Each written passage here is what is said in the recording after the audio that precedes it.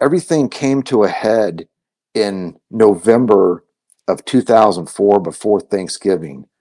I had eaten some meals, some foods during that day. And I remember I laid kind of reclined in the bed, and all of a sudden I could not get a full deep breath. Never in my life did I have this. You feel like the walls are closing in 1 inch every single day. Tom, how did you find Carnivore? Dave, I want to say first, thank you for having me on your channel this evening. I really appreciate it because I'm here to tell my story. I found Carnivore via a very long journey that started back in like 1991. I remember my dad started America's top 10 list of what he deemed the greatest and best single proprietor steakhouses in the United States. And I started learning about the beef market. I didn't know much about it. And without the internet, you were relegated to just hearing stories about it, right? How beef works and so forth. But wasn't really about, oh, I'm going to eat beef now. It was, what is this, what is this about? Beef, the beef market, steakhouses. And, my dad always said, take a vegan to a steakhouse. It's the best place for them to be. Not only do they have their fair share of vegetables like cream spinach and asparagus and potatoes, but once they smell a steak, they're going to want to eat a steak. So I became an actuary, and I worked for a consulting company, and I was tasked with developing new medical plans for Fortune 500 companies. I'll tell you, Dave, I was amazed because we would get the data with the ICD-9 codes, which would give us the diagnosis of the population that wanted to be insured. I was amazed at how many diseases people actually had. Now, I can't reveal any of the companies or their diseases, or the diseases of those individuals, but I was just amazed at how many metabolic disorders like diabetes, like Hashimoto's. I remember seeing these diagnoses, cancers, and I thought, oh my gosh, we're just doomed to have this. We are doomed to contract these diseases, develop these diseases. Um, and I actually remember when I was working as a consultant up in the Northeast, I started rowing crew competitively. I raced competitively. So we were always at the forefront of what we thought was, the proper nutrition. And I remember eating just everything in sight. Not just vegetables but I'm talking like apple pie, loaded baked potatoes, pasta out of I couldn't keep it in the house long enough. I was cooking as much as possible and eating as much as possible. And I remember seeing myself on some videos that my rowing club took of us as we were either carrying the shell to the water or coming out of it. I'm like, I row 6 days a week. Am I really muscular or am I really fat? I couldn't really tell. And then I kind of discerned, that's not muscle. There's bulk on my body. And I'm like, how do I get rid of this? Um, because my times were not, my rowing times were not as good as I wanted them to be. I was trying to do like a sub 6 minute, 50-second, 2,000 meter row.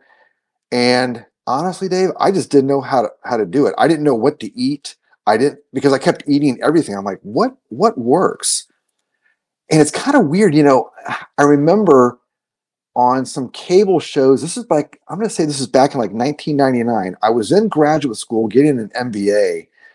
And I remember one of our professors tasked us to sort of write a sort of a quasi thesis to analyze any data that we wanted to. And it's just the way the ball bounces. I remember seeing a cable or a story on cable, like the History Channel or National Geographic, whatever was showing um, back in the late 1990s, like 98 or 99 or 2000 even.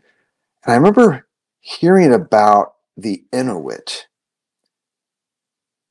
and how the Inuit subsisted on meat and water. They didn't specifically say any kind of meat. It was, well, they did, but the first thing I heard was meat and water. Now this is 24 years ago.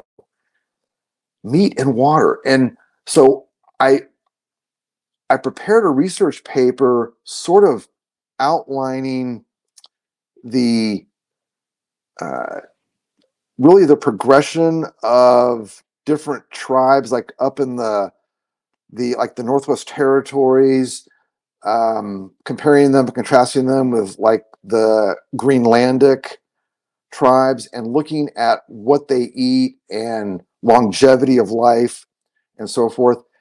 And I didn't think much more of it. And I did the paper, and I thought, I'm not getting any better with my rowing, and I'm not, I I kind of have a stop. I mean, what's going on with me? Um, but I kept eating the same way.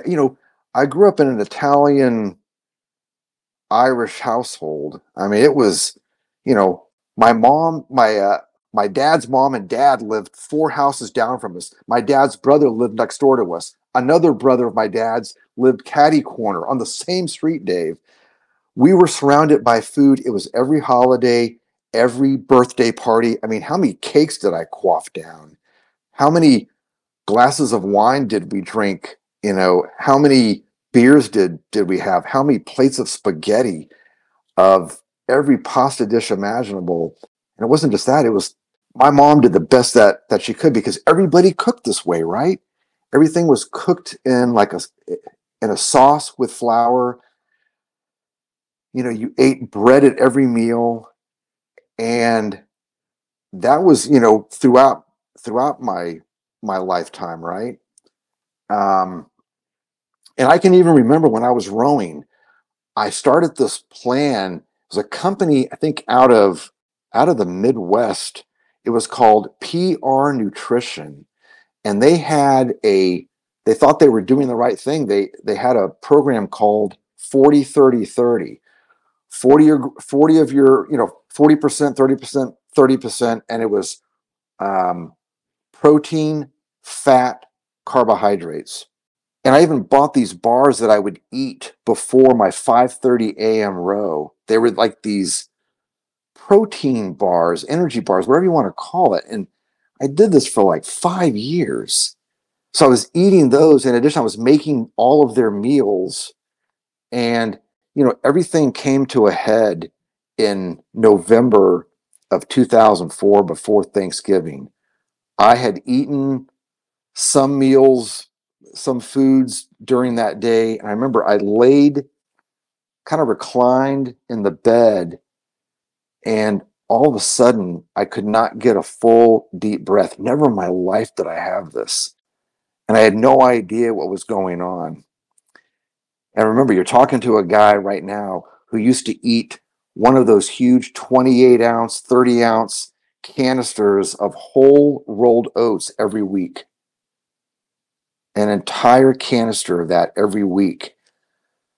When that happened in November, it was I won't I can't forget this. It was November 2004. It was the Tuesday before Thanksgiving. Since that time, up until I began a proper carnivore diet, I suffered from what has been deemed, allergic reactions to food, anxiety, depression, um, Barrett's esophagus, which was diagnosed in December of 2021. And you go through something for 17 and a half years, because I discovered carnivore proper in March of 2022. You go through something like that, and I know there are people out there. I'm talking to them right now. I know there are people out there that have been suffering probably longer than I have, and probably even more severe than I have. Um, every single day, every day, Dave, for 17 and a half years. That's like that's like almost 6,000 days, right? We have that anxiety, that feeling that you're about to die every day, right in the throat, in the esophagus, in the lungs, the stomach, even up around I mean, I'm sure it differs for other people, but I had to do something about this. And I remember I look back at the information that I had about the Inuit. So this is like, it goes back to like November of 2021. Because my wife said, "Hey, love, you know what? How about don't eat any carbohydrates?" Because by mid October, I was saying, "You know what, love? Um, she knew about the breathing issue and the anxiety and the panic episodes. And she said, try not to eat carbohydrates because, Dave, when I would eat a meal like I had done so thousands of times before, I was having this real severe um,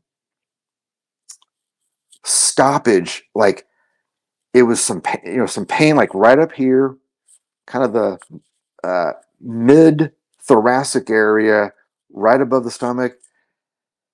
And I thought, what is going on with me? And so she suggested that. So Thanksgiving came around. I avoided every carbohydrate, did that through, I guess, first part of December. And I remember having a virtual appointment with a doctor, a gastroenterologist, about this. And they sort of determine, okay, come in for an endoscopy, which I did December 15th, 2021. And of course, they found Barrett's esophagus and they said, yeah, you've got some erosion there. There's, some inflammation. You don't have a hiatal hernia, but you do have some it inflames quickly, and we can give you medication for it. So they gave me a medication, which I took for like about a year and a half. Um, no more Barrett's esophagus. Yay. Um, but I remember I was still sort of sampling carbohydrates in the form of like oat bran, sometimes pasta, because I wasn't fully off of that from after the endoscopy, because the pantoprazole helped a little bit. That was the medication they gave me. It helped a little bit. So I was able to go back to eating, just right. Hey, okay. But I was still having that anxiety. I was eating just tons of vegetables. I mean, it was Brussels sprouts, broccoli, kale, spinach, Swiss chard, carrots, onion, cap. I mean, Dave, you should have seen my basket, because I thought I was supposed to eat as lean protein as I can, doused in plant fats like olive oil, avocado oil, coconut oil, and a lot of fibrous vegetables with some carbohydrates in forms of like starchy carbohydrates like legumes, lentils, because we all think we needed the fiber, right?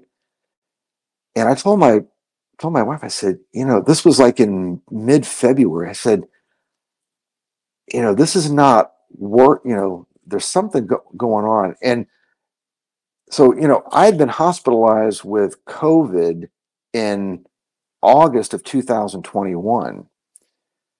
And that just ran roughshod through me because my blood sugars were a little bit elevated. Like when I showed up at the ER, I mean, I had EMS come to take me to the hospital. I could not walk, Dave. I had pneumonia in both lungs. And I remember thinking, I've got to get this under control. When I was in the hospital, that was like the turning point of, we all changed in I mean, I was on death's doorstep. All I could do was just smile back and say, hey, if this is it, this is it. Right now, I do believe in God. So that was a great comfort to me. But I think that COVID really affected it. It ramped up whatever metabolic plus Barrett's esophagus, whatever metabolic disorder I had, plus Barrett's esophagus, and just the onslaught of the anxiety, which I believe uh, was created by the high blood glucose levels. Um, I mean, now that I've done my research, I've figured that that was a precursor to having this sort of anxiety and panic because of the blood glucose. Um, so now we're into mid late February. I told my wife, I said, I can't do this anymore. Nothing is working, even though I'm on the pantoprazole. That's that's just one fix, and I don't want to be on medication all my life. So I remember about the Inuit packet from 1999, meat and water. So I started literally combing the internet, like Inuit, meat and water, meat and water. What's going on? And then I started to read things about some tribes. I think there was a tribe well, I know the Aboriginals, but there were a few others that just started to show up on Google search threads and strings. I'm like, okay, so I kind of dove into this rabbit hole a little bit, trying to find, okay, how are they surviving on meat and water? I mean, I was really thinking, have I been duped all these years? How are they surviving on meat and water? And I feel like I have to have fiber and vegetables and extra virgin olive oil and avocados and lean turkey and salmon and chicken breast. What's going on? So all of a sudden, I'm looking, when you do a search like that, you start to find threads that lead you to some YouTube videos. And I just saw YouTube, right? I don't know if there may have been like Instagram and maybe some Facebook videos, but I just went straight to the YouTube part of it. I'm comfortable there. And I remember the first person I saw was Dr. Ken Berry. And then right after that, I saw Dr. Paul Saladino. And that just expanded my horizon. Dr. Anthony Chafee, you came along, which is how we are here tonight. I started watching your information, which let me tell you has been very helpful because it's real people that are telling their stories. And I started thinking, okay, the steakhouse list that my dad did. I mean, we highlighted beef. Let me look into this beef. And all of a sudden I'm seeing Dr. Ken Berry talk about proper human diet, beef, butter, bacon, and eggs. Then Dr. Paul Saladino. Now he was carnivore. He's moved a little more towards like animal based, and I guess that can work for some folks. But for me, I knew I had to make this this change. I was tired of living with this anxiety in my throat, in my stomach, times you can't swallow properly. You have this panic feeling comes over you. And I remember, and I actually have the receipt. The last time I ever bought vegetables at the store, and I counted them, I think I had bought like literally 18 different vegetables: bok choy, Swiss chard, plums, well, fruits and vegetables, kale, cabbage, ginger, turmeric. And I'm eating all of this. I remember I saved that receipt because that tells me on that day I stopped eating a hybrid lean protein plant diet. I went directly on to carnivore because I thought, you know what? It's the plants that are killing me. It's the whatever toxin. I mean, when I heard about the 136 carcinogens in Brussels sprouts, I'm like, no wonder they're bitter. No wonder kids don't want these, right? Yeah, they don't. They don't want them.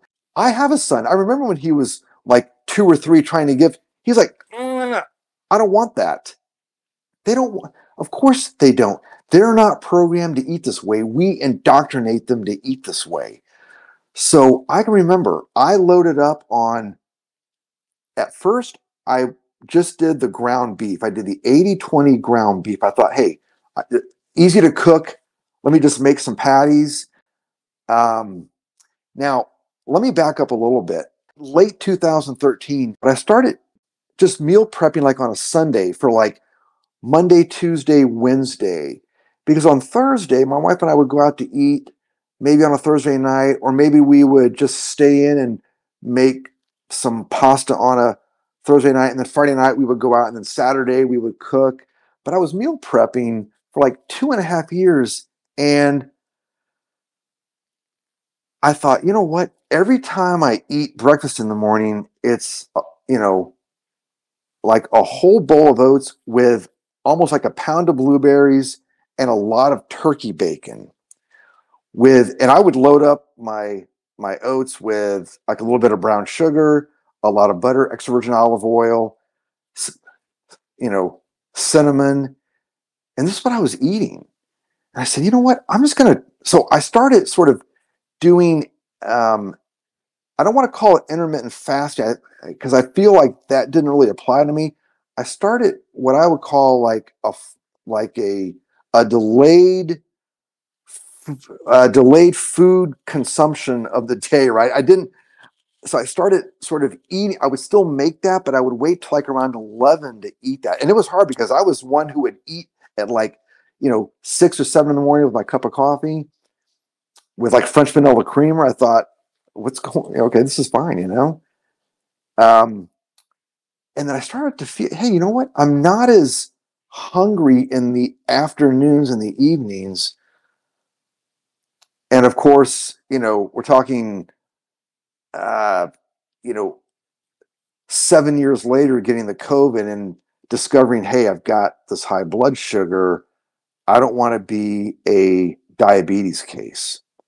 And so, up until like March of 2022, I was still, you know, indulging in the starchy carbohydrates, the high glycemic index carbohydrates, a lot of fruits, like peaches, grapes, apples.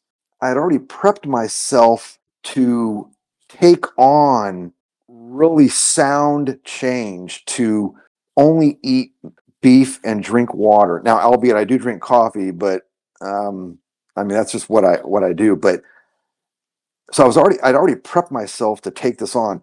And the rigors of the rowing, I'm going to tell you don't lose that for the rest of your life because that was such a structured environment. You better show up to row practice and a race, otherwise they'll skin you alive, right? You're crewmates, right? So now I'm not saying you have to become a rower, and I'm not saying that you have to, do this intermittent fasting or delayed eating. But for me, that worked. And I remember making the ground beef that first day. And I only ate ground beef like the first, maybe like the first week or so is just ground beef. I know that Dr. Kim Berry was talking about beef, butter, bacon, and eggs. So I was sort of incorporating that. I did try liver for a little bit, but it didn't sit well with me.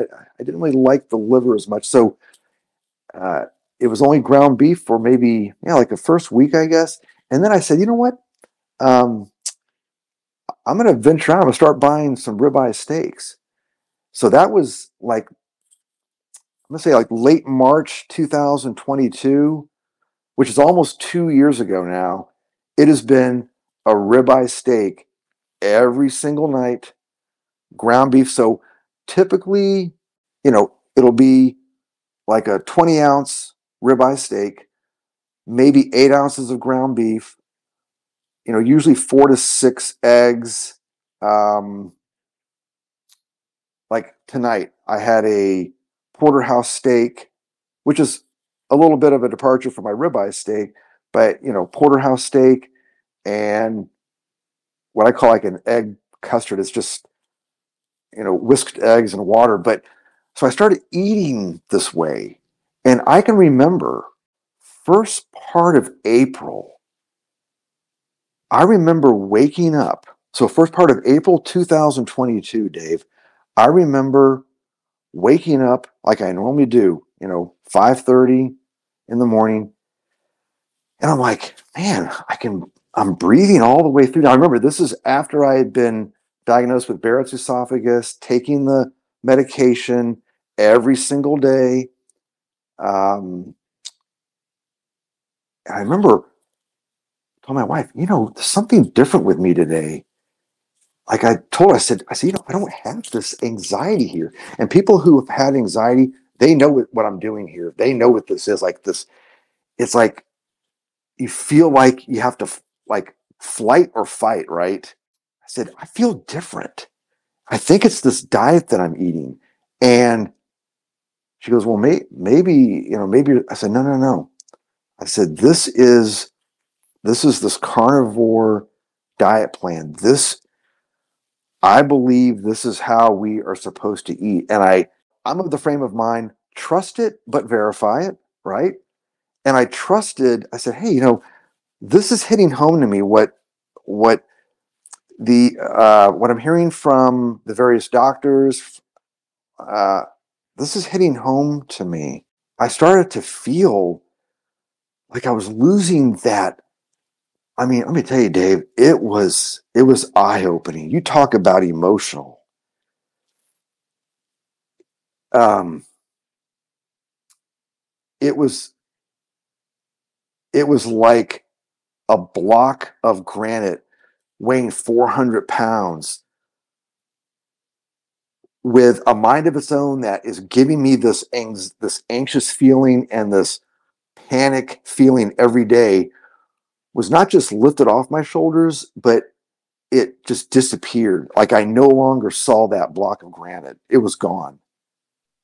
And that's almost 2 decades. Yes. You're talking 17 and a half years of being a prisoner in this jail, and you feel like the walls are closing in 1 inch every single day. And I'm like, you know what? And the more research, I'm a data guy. I like to see data. And let me tell you, that's hard to find, Dave, because there are forces out there that suppress, the facts, not truth. If you want truth, go learn philosophy. I've got a major in philosophy, so I know all about truth. I'm talking about facts.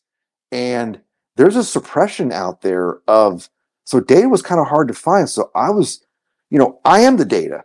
I mean, I did this, and I'm doing it. I mean, I am 100% carnivore. Now, I do eat eggs, and I eat butter, and I drink coffee, and I drink heavy whipping cream, all organic if I can get it, and you know, I eat beef. I mean, I'm a beef guy. I don't like chicken anymore. I don't really like the pork as much. I know the bacon is out there as an option, but it's beef. No lamb, no bison. I can't really find bison that has a high enough fat content, so I just kind of avoid the bison. But I've got great stores here where I live, and but it's the diet, Dave. This way of eating, it changed my life. I mean, I know my health is part of it, but to go 17 and a half years, that's and Dave, call it what you want. The SWD, the SAD, the world diet to keep us buying prescription drugs. I mean, call it what you want. Standard Western diet, standard American diet, standard Australian diet, standard European diet. If you see any commercials out there on cable TV or streaming devices or whatever, you'll see commercials for like diabetes medication, which I feel are just the worst, right? They're telling people, hey, keep doing keep eating the way you want to eat. Just take our medication. We'll just that drug will just cram the blood sugar in places unbeknownst to you, and you're going to feel fine.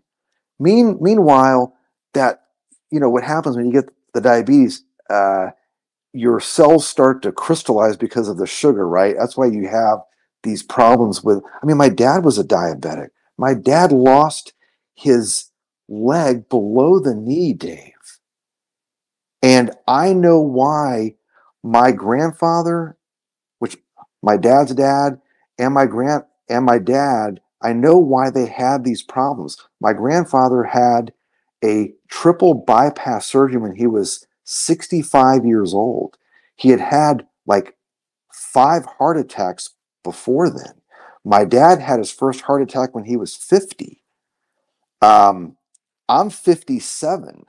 Well, I'll be 57 in a week and a half. Um, and I know why that happened.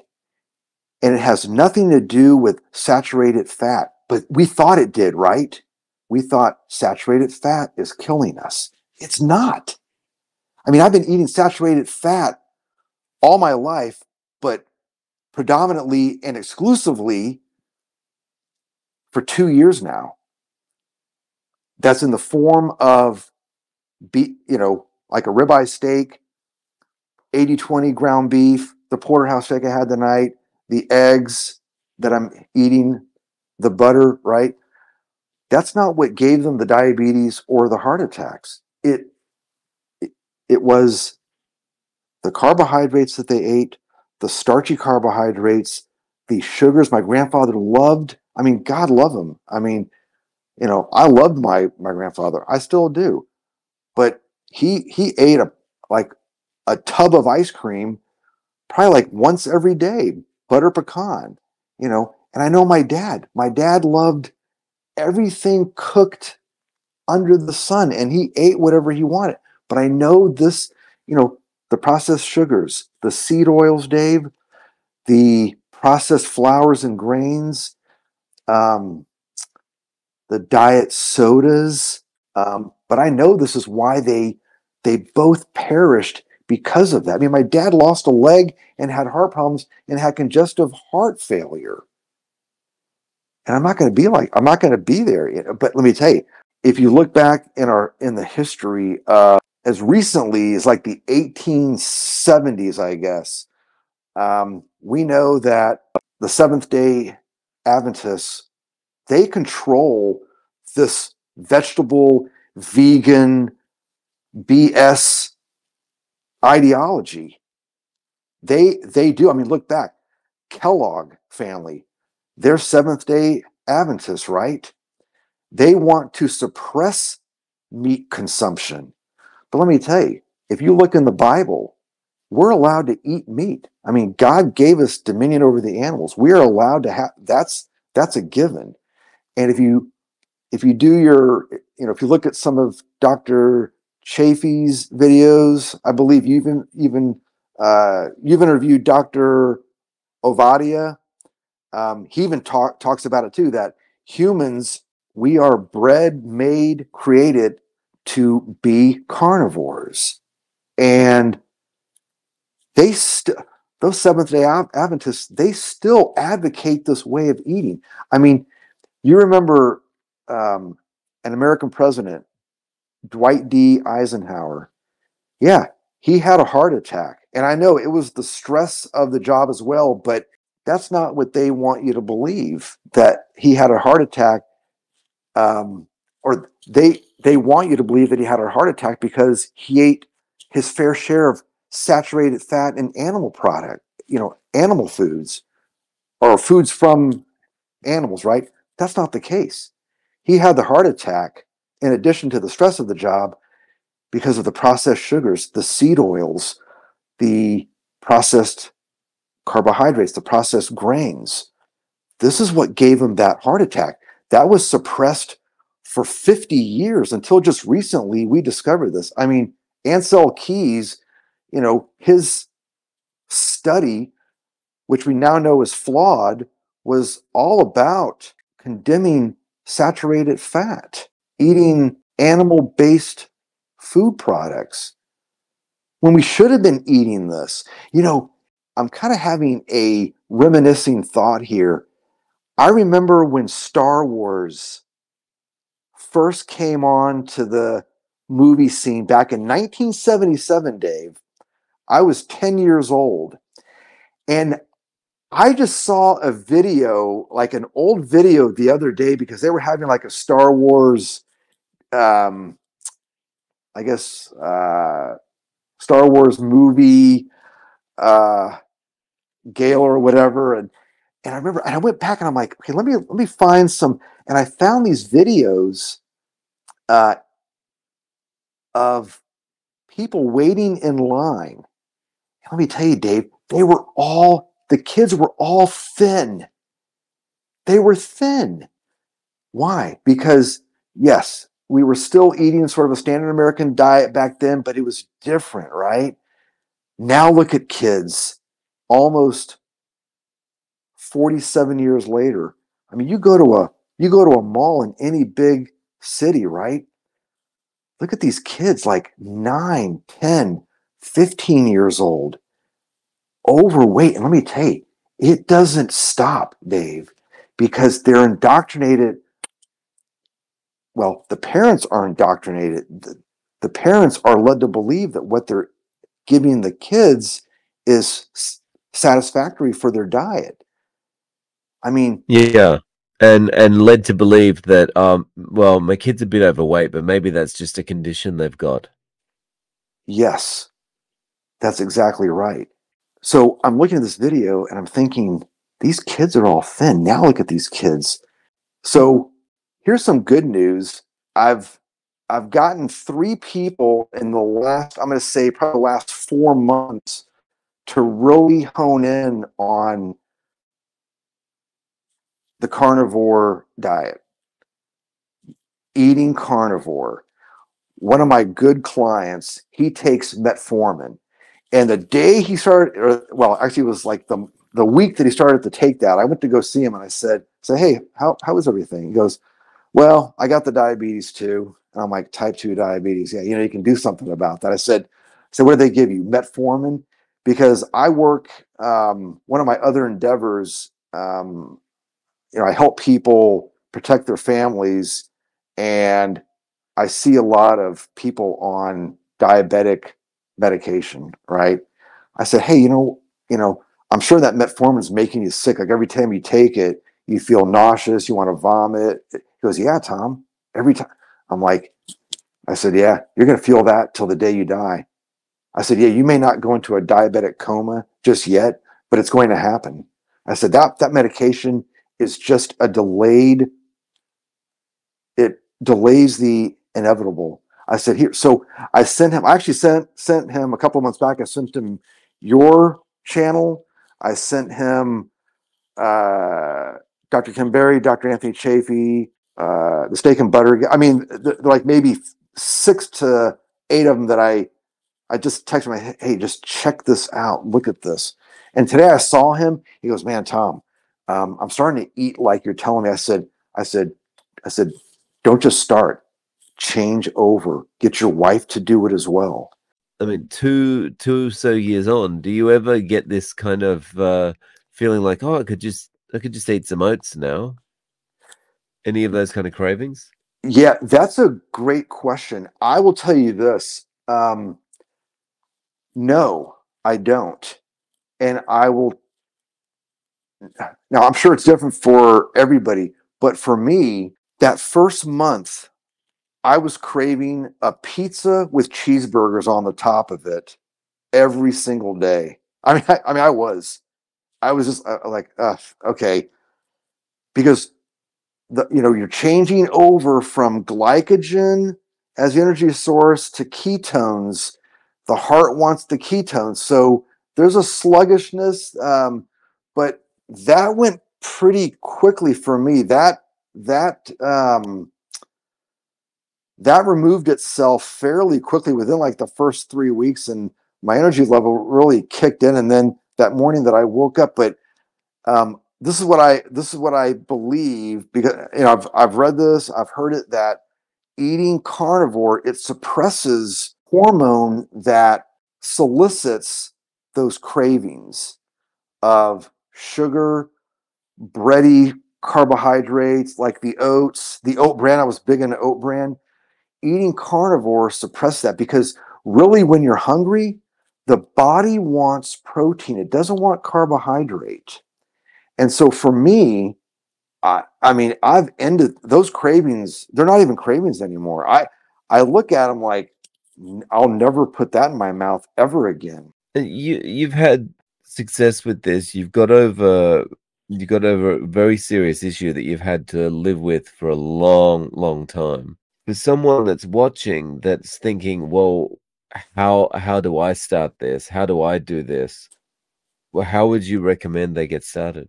In my case, it was not just out of desperation to alleviate this, but it was also out of the necessity that I don't want to end up on an operating table. I don't want to end up losing a leg. I want to control this. So for me, it was about, I'm going to try ground beef like the first day. Ground beef just appealed to me. And I said, you know what? I'm going to give this, like, in the back of my mind, I said, okay, I'm going to give this 3 days, 3 days of going all in. At first, it was like just beef and water with a little bit of salt. I thought, okay, I'm going to do this for 3 days. And that's what I did. I ate ground beef for like the first, I don't know, maybe like 8 days. And I started buying the ribeye steaks, but I started small. I said, okay, I'm going to try 3 days. I mean, don't tell yourself, hey, I'm just going to go carnivore. For me, it was a little bit easier because I had already acclimated my eating habits with sort of the delayed eating response, like not doing it in the morning. And but you don't have to do that. You can eat like a little, burger patty and some eggs when you get up in the morning if you want to do that. But avoid eating any sugar, carbohydrate, or any starchy uh, vegetables like legumes. Just try it for 3 days. I mean, if you can't do three, just do one day. Try one day, and maybe that will, you know, maybe that will spur that person to do like a second day. Watching the experts helped me dramatically.